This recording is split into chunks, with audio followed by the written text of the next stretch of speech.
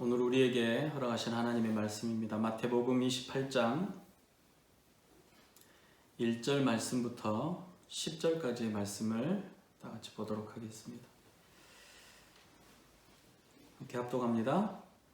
안식일이 다 지나고 안식 후 첫날이 되려는 새벽에 막달라 마리아와 다른 마리아가 무덤을 보려고 갔더니 큰 지진이 나며 주의 천사가 하늘로부터 내려와 돌을 굴려내고 그 위에 앉았는데 그 형상이 번개같고 그 옷은 눈같이 익거늘 지키던 자들이 그를 무서워하여 떨며 죽은 사람과 같이 되었더라. 천사가 여자들에게 말하여 이르되 너희는 무서워하지 말라. 십자가에 못 박히신 예수를 너희가 찾는 줄을 내가 아노라. 그가 여기 계시지 않고 그가 말씀하시던 대로 살아나셨느니라. 와서 그가 누우셨던 곳을 보라. 또 빨리 가서 그의 제자들에게 이르되 그가 죽은 자 가운데서 살아나셨고 너희보다 먼저 갈릴리로 가시나니 거기서 너희가 배우리라 하라. 보라, 내가 너희에게 일렀거늘 그 여자들이 무서움과 큰 기쁨으로 빨리 무덤을 떠나 제자들에게 알리려고 다름질할세. 예수께서 그들을 만나 이르시되 평안하니 하시거늘 여자들이 나아가 그 발을 붙잡고 경배하니 예수께서 이르시되 무서워하지 말라. 가서 내 형제들에게 갈릴리로 가라 하라. 거기서 나를 보리라 하시니라. 아멘. 예수님께서는 목요일 밤에 잡히셔서 금요일 오전 9시에 십자가에 못 박히셨고 오후 3시에 운명하셨습니다. 예수님께서 숨을 거두시자 로마의 군인들은 예수님의 사망을 확인하기 위해서 창으로 옆구리를 찔렀습니다. 그 후에 아리마대 요셉이라는 사람이 빌라도의 허락을 받아서 시신을 거두게 됩니다. 그리고 니고데모가 예수님의 시신에 장사 지내기 위해서 기름을 바릅니다. 그 후에 이 아리마대 요셉이 자신이 사용하려고 마련해둔 무덤에 예수님의 시신을 눕히게 되고 로마 군인들이 와서 무덤의 입구를 큰 돌을 굴려다 막아서 봉인하게 됩니다. 종교 지도자들과 빌라도는 예수님께서 죽은 후에 3일 만에 다시 살아날 것이라고 예언한 것을 기억하고 두려워하고 있었습니다. 예수님께서 다시 살아나지 않으시더라도 만약에 시체가 사라지면 백성들의 폭동이 일어나게 되고 그렇게 된다고 하면 자신들의 안위가 위태로울 것이라고 생각하고 있었습니다. 예수님의 제자들이 예수님의 시체를 훔쳐가지 못하도록 군인들로 하여금 무덤을 지키도록 한 것입니다. 봉인을 하고 지키고 하는 것을 보면 그들이 얼마나 그 당시에 상황이 긴박하고 또 위기의 의식을 가졌는지를 알 수가 있습니다. 안식 후 첫날입니다. 일요일 새벽에 막달라 마리아와 다른 마리아가 향품을 준비하고 무덤을 보려고 아리마대 요셉의 무덤으로 갔습니다. 단지 보려고 간 것이 아니라 이 유대인의 관습에 따라서 장사 지낸 후 2-3일 후에 그 시체에 향품을 바르는 그 의식들을 행하기 위해서 간 것입니다. 무덤을 가는 내내 이 여인들의 그 고민은 무엇이었겠습니까? 로마의 군인들이 무서웠겠습니까? 아니면 그들의 봉인함이 무서웠겠습니까? 사실은 그렇지 않고 로마의 군인들이 지키고 있지만 그 무덤에 어떻게 하면 들어갈 수 있을까? 그 큰 돌, 그 무거운 돌을 어떻게 여자인 우리가 굴릴 수 있을까를 고민하고 아마 올라갔을 것입니다. 그런데 도착해 보니까 무덤에 돌이 옮겨져 있고 예수님의 시신이 없어졌습니다. 주의 천사가 하늘로부터 내려와서 돌을 굴려내고 그 위에 앉아서 여인들을 기다리고 있었습니다. 그 천사는 여인들에게 십자가에 못 박히신 예수를 너희가 찾는 줄 아는데 그분은 지금 여기 계시지 않는다. 예수님께서 말씀하셨던 대로 그동안 말씀하신 대로 살아나셨다라고 말합니다. 무덤 앞에서 예수님의 시체를 지키던 사람들이 있었습니다. 로마의 군사들이었는데 여러 고증에 의하면 그것을 지키던 보초의 수가 두세 명 뭐 이런 수준이 아니라 60여 명 정도 되는 큰 무리였다라고 고증에 드러나고 있습니다. 그들은 새벽 이른 시간에 큰 지진이 일어났고 두세 사람이 옮기기도 힘든 무거운 돌이 움직여서 무덤이 열리는 것을 실제로 보았다라고 기록합니다. 그들은 그 광경을 목격했고 두려움에 떨었습니다. 얼마나 두려웠는지 성경에서는 이 군사들이 마치 죽은 사람과 같이 되었다라고 말합니다. 그러니까 이 광경을 목격한 사람들은 군인들뿐만이 아니었습니다. 예수님의 시체에 향품을 발라서 관습을 따라서 장례를 마무리하려고 온 이 두 여인에게도 그 광경은 놀라웠고 두려운 광경이었습니다. 그녀들 앞에 모양이 번개 같고 흰 옷을 입은 하얀 눈과 같은 옷을 입은 천사가 있었습니다. 상상도 못할 일이 눈앞에 펼쳐졌을 뿐만 아니라 천사를 직접 목격했다라는 것, 하나님의 영광을 보았다라는 것, 그들에게 죽음을 의미하기도 합니다. 정말 무서운 상황 아니겠습니까? 천사들은 모습을 보기까지 했으니까 그 여인들의 그 상황, 또 로마 군인들의 상황을 살펴보면 두려움과 놀람의 한가운데 있었을 것 같습니다. 천사가 그녀들을 향해서 오늘 말합니다. 무서워하지 말라. 십자가에 못 박히신 예수를 너희가 찾는 줄을 내가 아노라. 그가 여기 계시지 않고 그가 말씀하시던 대로 살아나셨느니라 라고 말합니다. 무덤을 지키던 군사도 관습대로 향품을 바르러 온 여인도 모두 큰 지진이 일어나고 무덤을 덮고 있던 큰 돌이 움직이고 그 돌 위에 천사가 있던 것을 목격합니다. 이들 모두는 자신들이 목격한 일을 인해 두려움에 떨었습니다. 군사들이나 여인들 모두가 한 사건을 목격하게 되었지만 성경을 통해서 보나 역사적인 고증을 통해서 보나 여러 가지 정황들을 통해서 보나 그 두 무리의 인생은 완전히 다릅니다. 처음도 달랐지만 그 마지막도 다르게 됩니다. 이 군사들에게는 믿음이 없었습니다. 예수님의 부활 사건은 이미 오래전부터 예수님의 입을 통해서 말씀으로 예언되어졌던 사건이고 예수님께서 늘 그 말씀을 통해서 자신이 이렇게 되는 이유가 온 인류의 구원이심을 말씀하셨던 일입니다. 그러나 로마의 군사들은 자신들이 지키던 곳에서 하나님의 약속이 이루어진 사실에 대해서 전혀 이해하거나 알지 못했습니다. 그들이 목격한 것은 그저 신비한 일일 뿐이었습니다. 반면에 막달라 마리아와 또 한 명의 마리아에게는 완전히 달랐습니다. 옛적 선지자의 말씀이 이루어지는 현장에 지금 서 있는 것입니다.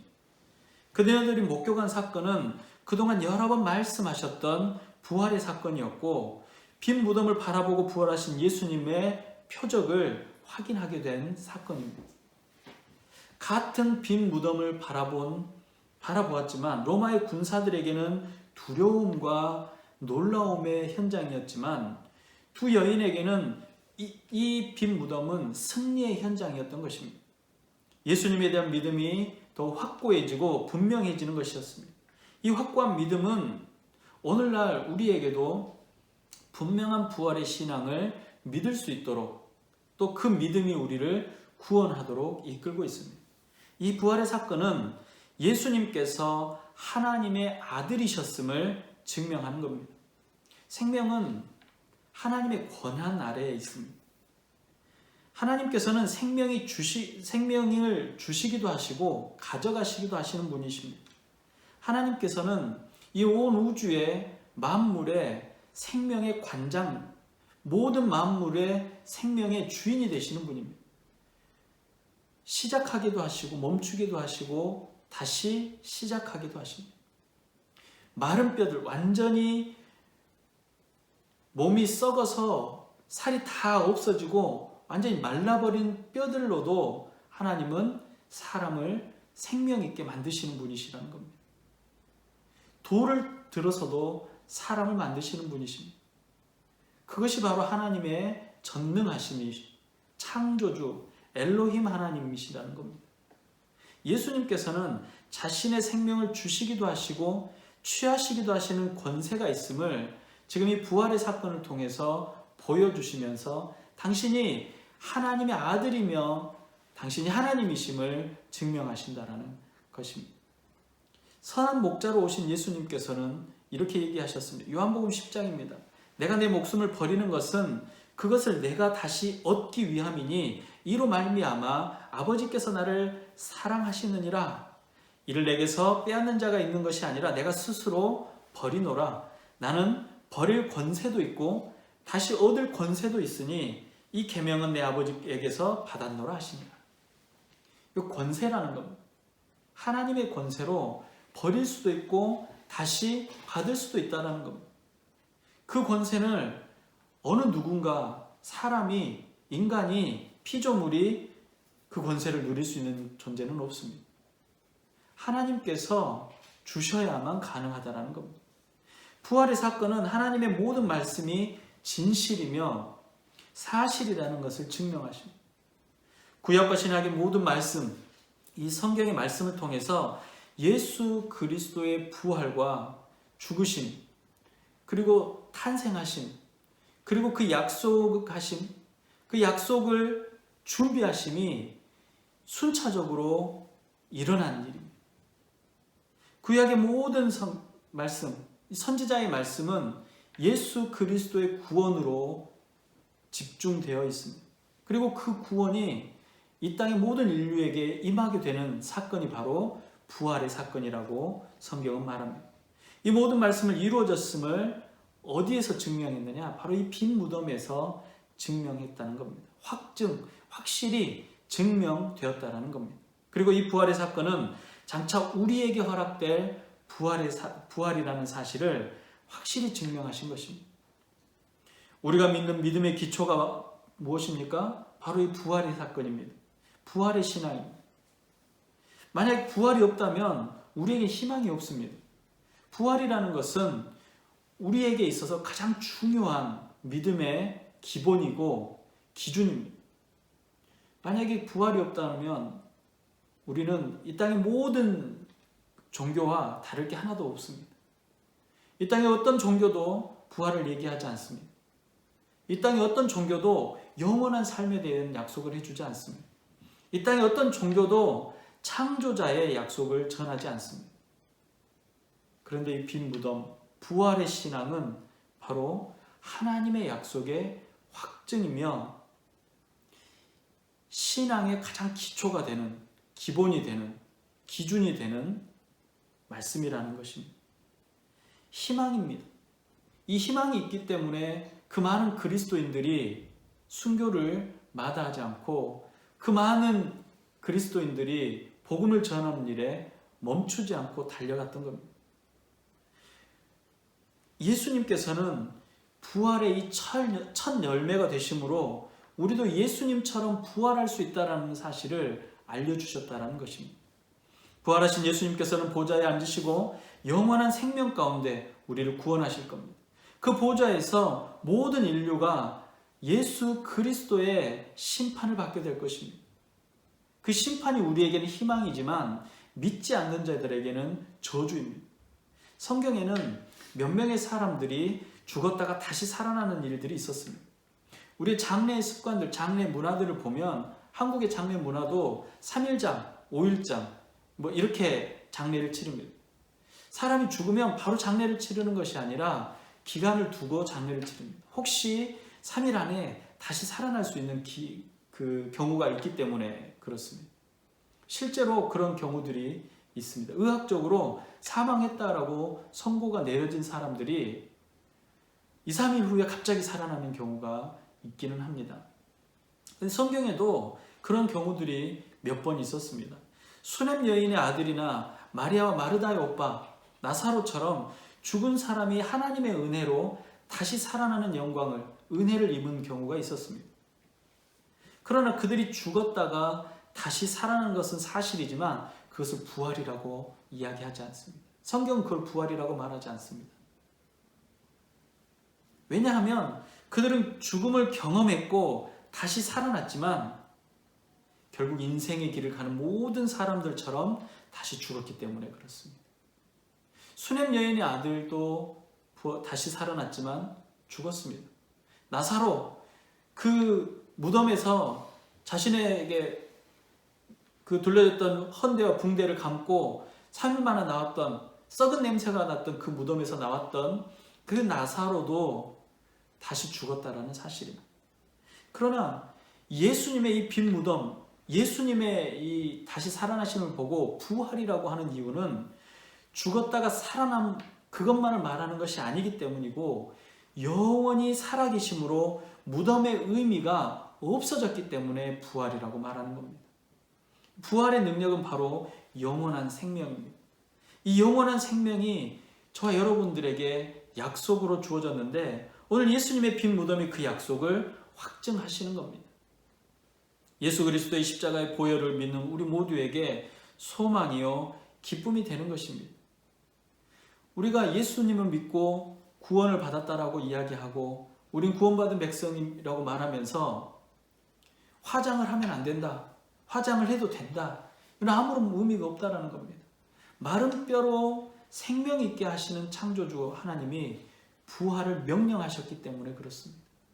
우리가 아무런 물질적으로 육체적으로 아무런 조건이 없는 순간에도 부활의 증거가 되시는 예수 그리스도의 부활이 우리로 하여금 영원한 생명을 누리게 만든다라는 사실입니다. 이것은 모든 자연의 법칙을 초월하는 하나님의 은혜라는 것입니다. 그 은혜가 우리에게는 소망이요, 그 소망이 우리에게는 기쁨이라는 사실입니다. 예수 그리스도의 십자가의 보혈을 믿는 우리 모두에게 소망이고 기쁨이 된다라는 사실입니다. 이제 이 목격자들을 한번 더 자세히 들여다보면 목격자들의 행동을 한번 보십시오. 두려움에 떨고 마치 죽은 것 같던 로마의 군인들은 성에 들어가서 대제사장들에게 자신들이 보고 들은 것을 알립니다. 이 이야기를 들은 제사장들과 장로들은 그들의 손에 돈을 쥐어주면서 거짓말을 하라고 시킵니다. 군인들은 자신들의 손에 들려진 돈을 의지하고 제사장들과 장로들이 가르쳐준 대로 거짓말을 합니다. 천사가 여인들에게 말합니다. 또 빨리 가서 그의 제자들에게 이르되 그가 죽은 자 가운데서 살아나셨고 너희보다 먼저 갈릴리로 가시니 가서 너희가 그 예수를 만나게 될 것이라. 내가 너희에게 일렀느니라 라고 천사가 말합니다. 그 여자들이 무서움과 큰 기쁨으로 빨리 무덤을 떠나 제자들에게 알리려고 달려갔다. 다름질할세 라고 오늘 성경은 말합니다. 이게 도대체 무슨 일인가라고 생각하고 있을 때 천사가 예수님의 부활의 소식을 말하고 사실을 전합니다. 그리고 이 사실을 제자들에게도 알리라고 말합니다. 여인들은 자신들이 보고 들은 것을 예수님의 제자들에게 전하기 위해서 황급히 달려갑니다. 그동안 말씀하셨던 죽으심, 죽을 거라, 그 다음에 다시 살아나심, 부활하심에 대한 이야기가 드디어 이해가 되었기 때문입니다. 반드시 죽어야만 하겠고 반드시 죽은 지 사흘 만에 살아날 것이다 라고 하셨던 그 사실이 드디어 이해가 됐다라는 겁니다. 그녀들이 목격한 사실은 이제 확실한 믿음이 되었습니다. 경험으로 이제 알게 되었다라는 겁니다. 그 확실한 증거를 만났다라는 겁니다. 그녀들이 목격한 사실은 분명한 믿음이 되었고 그 빈 무덤은 확실한 믿음의 증거가 된 것입니다. 천사와 예수님께서 제자들과 함께 갈릴리로 가라고 말씀합니다. 갈릴리가 어떤 곳입니까? 갈릴리는 성경에 가장 많이 나온, 신약 성경에 가장 많이 나온 지명, 예수님의 사역에 가장 많이 나온 지명 중에 하나입니다. 갈릴리는 예수님께서 가난하고 연약한 백성을 만나주셨던 곳입니다. 예수님의 사역이 가장 활발하게 이루어졌던 곳이 바로 갈릴리입니다. 그곳에서 예수님께서는 회개하라고 외치셨고 천국이 가까이 왔다라고 말씀하셨던 겁니다. 하나님의 나라가 임하였다라고 말씀하셨던 곳입니다. 회개하지 않으면 하나님의 나라에 들어갈 수 없다라고 말씀하셨던 곳입니다. 그곳에서 부활하신 예수님을 만나게 될 것이라는 것입니다. 예수님께서 부활하셨기 때문에 예수님을 만나러 빈 무덤에 이제 올 필요가 없다는 겁니다. 빈 무덤은 그냥 비어 있습니다. 아무것도 없다라는 겁니다. 그곳에는 예수 그리스도가 없습니다. 그곳에는 영생이 없고 하나님의 나라가 없습니다. 예수님을 만나기 위해서는 갈릴리로 가야 합니다. 회개하라, 천국이 가까이 왔다라고 외치셨던 그 백성에게 하나님의 나라를 전하셨던 곳을 가야 합니다. 그곳이 어디냐? 바로 삶의 자리입니다. 여인들이 제자들에게 전한 복음이 이것입니다. 그가 죽은 자 가운데서 살아나셨다. 그를 만나려면 죽은 자 가운데로 가는 것이 아니라 살아있는 자 가운데로 가야 한다는 겁니다. 삶의 자리, 복음을 전하는 자리에서 부활하신 예수님께서 우리를 만나리라 라고 말씀하는 겁니다. 부활하신 예수님을 만나기 위해서 우리가 가야 할 곳은 어디입니까? 회개를 외치던 곳으로 가야 하는 겁니다. 회개를 외치는 곳이 어디입니까? 우리의 삶이 드려지는 곳, 예배가 드려지는 곳, 삶의 현장, 예배의 현장이 바로 그곳입니다. 복음이 전해지는 곳, 어렵고 힘들고 아프고 고통스러운 이들이 주의 말씀을 듣고 은혜를 입고 회복되어지는 자리, 아프고 고통스러운 사람들이 위로받는 자리, 그것이 바로 예수님께서 계신 곳이라는 겁니다. 그곳에서 부활하신 예수님을 만나게 될 것입니다. 나는 너의 하나님이 되겠고 너희는 나의 백성이 될 것이라고 말씀하신 하나님의 약속이 이루어지는 자리, 하나님의 나라입니다. 우리의 교회는 부활의 기쁨을 전하는 교회입니다. 영원한 생명을 외치는 곳입니다. 하나님의 나라를 증거하고 증명하는 곳입니다. 회개하고 천국을 소유하라고 외치는 곳입니다. 두렵고 떨리는 마음으로 삶의 자리로 달려가서 주님이 죽은 자 가운데서 다시 살아나셨음을 전하는 것, 그것이 그 공동체, 교회 공동체 안에 있는 성도의 삶이라는 것입니다. 우리의 모임 중에 역사하시는 예수님을 만나게 될 것입니다. 천국과 천사가 나팔을 불고 예수님께서 만왕의 왕으로 오시며 심판의 주로 오시는 그날까지 부활의 기쁨을 전하는 교회가 되기를 소망합니다. 빈 무덤, 죽은 자의 소망이 있는, 소망이 없는 죽은 자의 자리에 예수님을 만나는 것이 아니라 산 자의 소망이 있는, 하나님의 나라가 외쳐지는, 하나님의 능력이 증거되는 바로 그곳에서 예수님을 만나게 되기를 바랍니다. 그 교회의 지체인 저와 여러분이 부활의 아침 빈 무덤을 목격한 두 여인처럼 생명의 증인이 됩니다. 삶의 자리에서 회개하고 부활의 주요 승리의 주가 되시는 예수 그리스도를 믿는 믿음 안에 거하시기를 바랍니다. 우리 주님께서는 저와 여러분들에게 빈 무덤이 아니라 하나님의 나라의 영원한 처소, 영원한 생명으로 우리를 인도하실 것입니다. 이것이 부활의 아침, 하나님께서 모든 인류에게 주시는 메시지입니다. 우리 삶의 자리에 예수 그리스도를 만나는 역사가 있으시기를 주님의 이름으로 축복합니다. 기도하겠습니다. 말씀대로 죽으시고 말씀대로 3일 만에 살아나셔서 영원한 보좌 위에 앉으신 우리 주님, 주의 영광을 찬양하며 경배합니다. 주님, 우리에게 생명을 허락하시고 생명 가운데 거하게 하셨음을 감사합니다. 그 놀라운 현장을 목격했던 두 무리의 사람들이 각각 그들의 삶을 따라 다른 삶을 선택했던 것처럼 우리에게도 선택의 기로에 있었음을 압니다. 그러나 우리는 믿음의 여인들처럼 예수 그리스도의 부활을 기뻐하며 증거하는 자들이 될 수 있도록 허락하여 주시옵소서. 우리들이 전하는 그곳에, 우리의 주님이 살아계심을 증거하는 그곳에 예수님께서 함께 계심을 기억하도록 허락하여 주시옵소서. 갈릴리로 가라고 말씀하셨던 주의 말씀처럼 우리의 삶의 현장으로 나아가게 하시고, 믿음의 현장으로 나아가게 하시고, 복음이 울려 퍼지는 현장으로 나아가도록 허락하여 주시옵소서. 아프고 힘겨운 자들, 아프고 괴롭고 정말로 무너져서 아무것도 할 수 없는 이들에게 부활의 증거가 되게 하시고 부활의 기쁨을 전하는 자들이 될 수 있도록 주님 인도하여 주시옵소서. 주님, 전 세계가 마지막 때를 맞이하며 너무나도 힘겹고 아픈 시기를 지나가고 있습니다. 아버지 하나님, 질병으로 고통받는 이들을 아버지 하나님 위로하여 주시옵시고 회복시켜 주시기를 원합니다.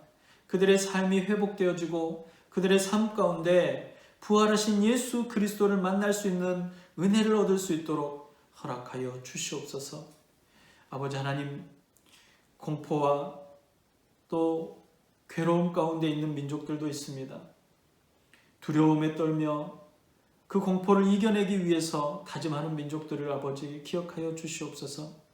아버지 하나님, 정말 어려움 중에 처해 있는 우리의 이웃들이 그 어려움 가운데 위로받고 회복되어지는 은혜와 하나님의 함께 하심을 경험하는 놀라운 은혜가 있도록 주님 허락하여 주시옵소서. 이 부활의 아침, 하나님께서 빈 무덤 가운데 임하는 그 영광으로 갈릴리로 가라고 말씀하셨던 것처럼 부활의 아침에 주의 말씀을 따라서 우리의 삶의 자리에 그리스도인으로 주의 부활을 증거하는 자로 삶을 살아갈 수 있도록 허락하여 주시옵소서. 늘 그리스도 안에 있기를 소망하며 우리 구주 예수님의 이름으로 기도드립니다. 아멘. 기도하겠습니다. 지금은 부활의 소망이 되시며 부활의 본질이 되시는 우리 구주 예수 그리스도의 은혜와 하나님 아버지의 무한하신 사랑하심과 성령님의 감화, 감동, 위로, 교통 충만케 하시는 은혜가 갈릴리로 가라고 말씀하시는 그 말씀을 기억하며 삶의 자리에, 생명의 자리에, 복음이 전해지는 자리에, 예수 그리스도의 부활이 증거되는 자리에 서기를 원하는 주의 모든 백성들의 머리 위에와 각 가정과 지역과 교회 위에 지금도 고통과 아픔과 슬픔과 괴로움에 있는 우리들의 이웃들 위에 이제부터 영원토록 함께 있을지어다. 아멘.